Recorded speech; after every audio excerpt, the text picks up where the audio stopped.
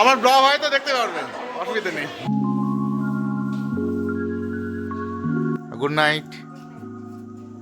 Hello বন্ধুরা, কেমন আছো সবাই? আশা করি সবাই খুব খুব ভালো আছো, আমিও ভালো আছি। আবারও চলে এলাম খুব ছোট্ট একটা ফ্রেশ ব্লগ নিয়ে। তো আজকে তো বিয়ে বাড়ি নেমন্তন্ন, মানে আমার খুব ছোট্টবেলার একটা বন্ধুর আজকে বউ ভাত। তো সেই জন্য আজকে আমাকে নিমন্ত্রণ করেছে, শুধু আমাকে নয়, আমি আমার বউ দুজনকে একসাথেই নিমন্ত্রণ করেছে, দুজনেই একসাথে যাব।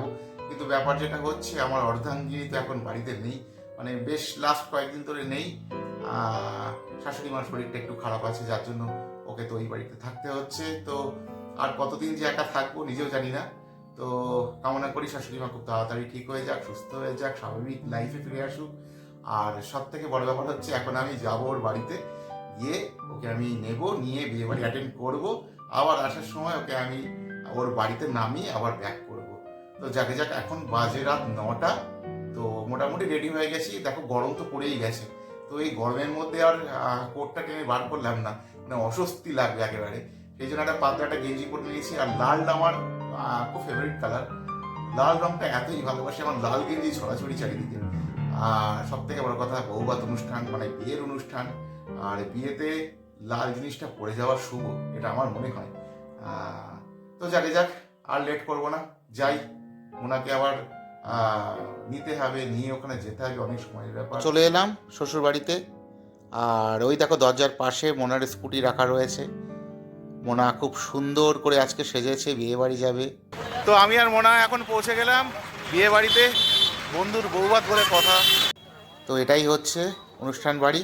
গেটটা খুব সুন্দর করেছে, খুব সুন্দর করে বাড়িটা সাজিয়েছে, সুন্দর একটা ফটোও রেখেছে সামনে।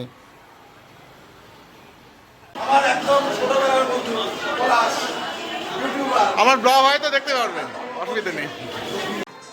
তো বিয়ে বাড়িতে গিয়ে চারপাশটা ভালোভাবে দেখে আমি আর মোনা একটু পকোড়া নিলাম, নিয়ে একটু খাওয়া দাওয়া করছি। আর চারপাশে দেখছি প্রচুর লোক, ওই হুল্লোড় চলছে আর ছবি তোলা চলছে চারিদিক থেকে, যেটা হয় আর কি প্রত্যেক বিয়ে বাড়িতে। তো আমি আর মোনা খেতে বসে গেলাম। খুব সুন্দর একটা ফুলদানি রেখেছে, দেখো খুব সুন্দর লাগছে।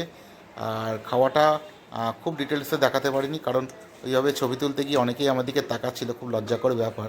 তো মোটামুটি একটু আধটু দেখিয়েছি, সবটা দেখাতে পারলাম না, তার জন্য ক্ষমা প্রার্থী। তো খুব সুন্দর খাইয়েছে, খুব ভালো খাইয়েছে, খুব মন খুলে খাইয়েছে, অপূর্ব। তো খাওয়া দাওয়া সেরে ফেরার পথে মোনাকে আবার ওর বাড়িতে নামিয়ে দিলাম।